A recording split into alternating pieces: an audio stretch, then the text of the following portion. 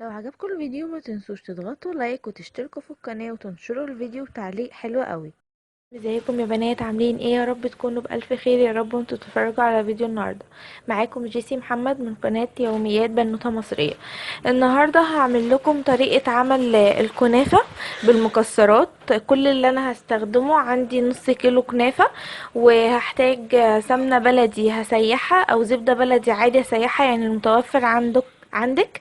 اول حاجة هحط الكنافة بتاعتي على صينية زي ما انتم ما شايفين كده، وهحطها وهقوم مقطعاها بالشكل ده عشان افلفلها.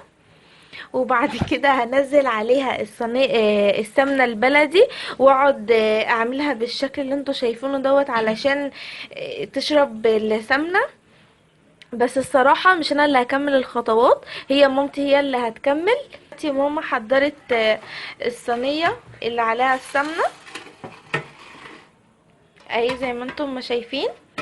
هتبتدي ان هي تحط الكنافة بالشكل اللي انتوا شايفينه ده.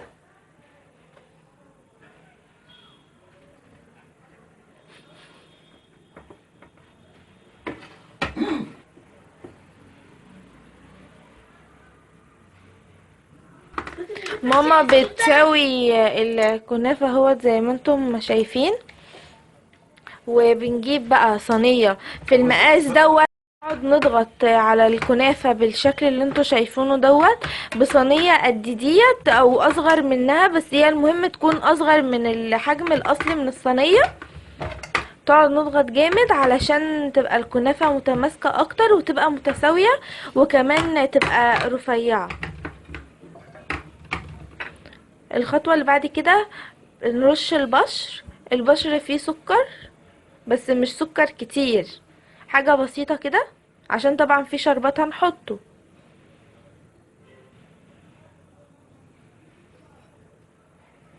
اهو بالشكل دوت.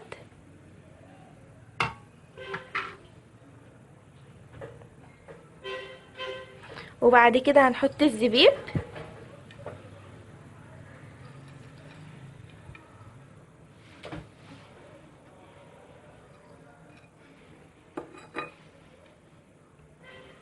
بالشكل اللي انتوا شايفينه ده. طبعا النص كيلو اللي انا وريتهولكم في البداية انا خدت نصه وخليناه الارضية وحطينا الحشو بتاعنا وحطينا النص التاني بالشكل اللي انتوا شايفينه ده.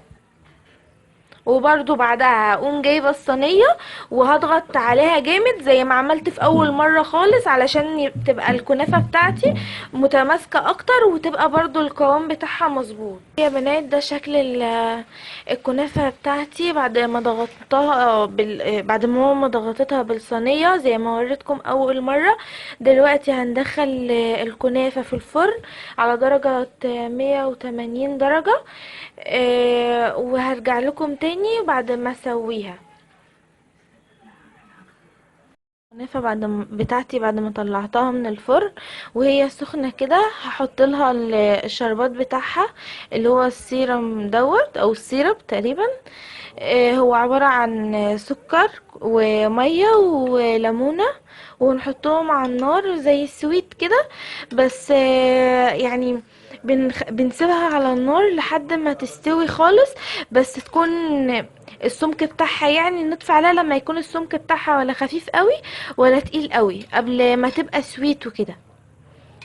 ونحطها بالشكل ده وبس كده. الكنافة بتاعتي خلصت وشكلها حلو زي ما انتم ما شايفين. وكده يكون فيديو النهارده خلص. اتمنى ان هو يكون عجبكم وان انا اكون فدتكم بحاجه وان انا ما كنتش طولت عليكم ولا كنت تقيله عليكم النهارده. هتوحشوني قوي.